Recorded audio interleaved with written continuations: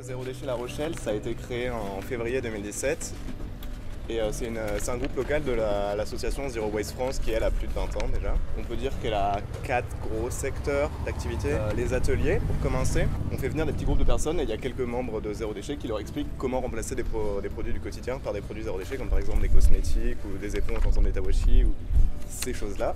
On a ensuite une branche d'activité sur la sensibilisation. On a des prestations d'entreprise. Donc pour ça, on va contacter des entreprises et les aider à gérer leurs déchets ou réduire leurs déchets. Et pour finir, des actions concrètes comme par exemple aujourd'hui, ce qui consiste à nous retrouver ensemble pour faire quelque chose qu'on prépare en amont. Donc aujourd'hui, le marathon commerçant zéro déchet.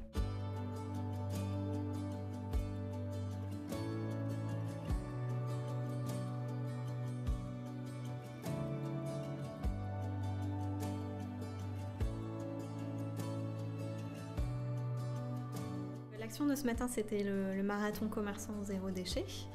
Donc on a fait ça de 9h à midi et donc le principe c'était qu'avec une petite équipe de bénévoles, on allait voir les commerçants de La Rochelle pour leur proposer d'apposer un autocollant qui signifie à leurs clients qu'ils acceptent en fait leurs contenants réutilisables. Ce qui était chouette, c'est que déjà les personnes qui sont venues étaient très motivées, donc déjà c'était hyper agréable de le faire avec eux, il y avait une bonne ambiance, on a bien rigolé aussi pendant l'action. Donc ouais, je crois qu'on a posé 90 autocollants ce matin, donc ça fait autant de commerçants motivés. Puis on va pas s'arrêter là parce qu'on n'a pas fait toutes les zones de La Rochelle, loin de là. Il va y avoir une suite, c'est clair.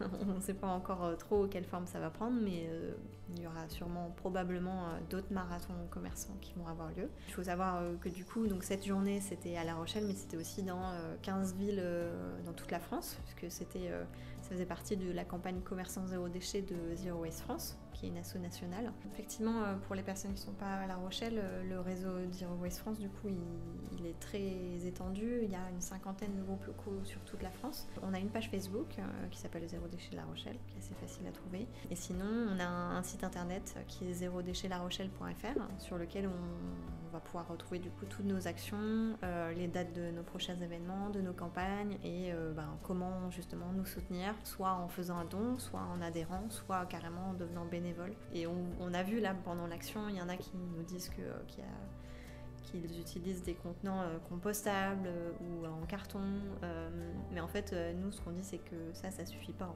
en fait, parce que le meilleur déchet c'est celui qu'on ne produit pas, évidemment.